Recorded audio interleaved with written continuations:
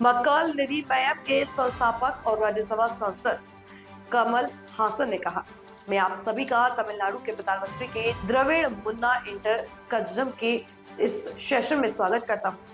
लोकतंत्र की नींव जीवन का अधिकार है और इसका मकसद यह पक्का करना है कि 18 साल से ज्यादा उम्र के हर नागरिक को वोट देने का अधिकार। किसी भी काबिल व्यक्ति का नाम लिस्ट से नहीं हटाया जाना चाहिए। हालांकि वोटर लिस्ट में सुधार की प्रक्रिया में जल्दबाजी नहीं होनी चाहिए। வயது நிரம்பியவர்கள் அனைத்து இந்திய குடிமக்களையும் வாக்களிக்க செய்ய வேண்டும் என்பதுதான் மக்கள் நீதி மையத்தின் நோக்கம். எனவே தகுதியுள்ள ஒருவரின் பெயர் கூட வாக்காளர் பட்டியலிலிருந்து விடுபட்டு விடக்கூடாது.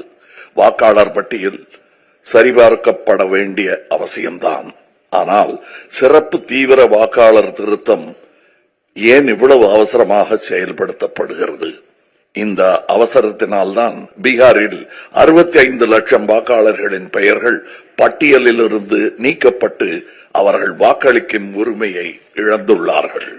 தமிழ்நாடு, கேரளா, புதுச்சேரி, மேற்கு வங்கம் உள்ளிட்ட 12 மாநிலங்களிலும் மட்டுமே சிறப்பு தீவிர வாக்காளர் திருத்த பணிகளை மேற்கொள்வதன் உள்நோக்கம் உண்மையில் வாக்காளர் பட்டியலை சரி செய்வதா அல்லது வேறு ஏதேனும் உள்ளதா?